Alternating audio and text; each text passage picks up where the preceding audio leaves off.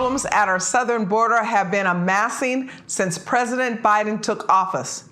In May of this year alone, Customs and Border Patrol reports 239,416 encounters of migrants crossing the border, with over 12,000 of them being unaccompanied children.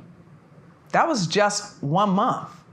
In just 1 week this month, massive groups of more than 13,000 migrants have recently crossed the Del Rio, some of the largest groups to single-handedly cross our southern border ever.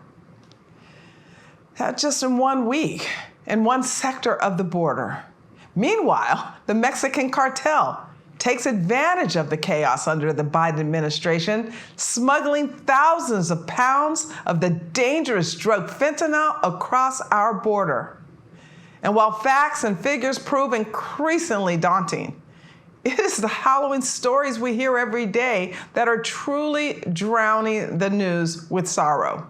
According to Immigration and Customs Enforcement, the alleged rape of a 10-year-old girl from Ohio that has dominated the news cycle because of abortion was committed by an illegal immigrant. Meanwhile, the FBI has warned that there is an increasing trend of cartel smugglers holding migrants for ransom at Texas stash houses after sneaking them across the border. So they're sneaking them in and then they stash them in these houses. Entire families, parents, children, increasingly in danger. According to the FBI, these houses are filled with trash, no air conditioning, even though Texas's heat is, I've been in the Texas heat. And the migrant families are being forced to drink out of bathtubs. That's where they're getting their water. Earlier this year, the devastating news that Texas National Guardsman Bishop E. Evans had drowned while saving the lives of 2 illegal immigrants crossing the Rio Grande was heartbreaking. And it should have gotten us a whole lot of a better place than we are right now, a whole lot more attention than we are giving it right now here in Washington, D.C. He was only 22 years old. And the 2 illegal immigrants that he tried to save, that he did save, turned out to be drug traffickers. The Biden administration should not keep saying that we don't have a crisis at our southern border. And even when Biden met with the president of Mexico recently, he barely spoke a word.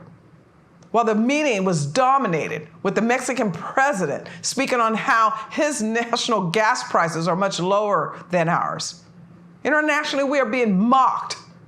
Biden says that there is no crisis even at the border. That is the fault, that little bit of tension that maybe there's a fault of COVID, or maybe it's a fault of climate change, or maybe it's somehow Trump's fault.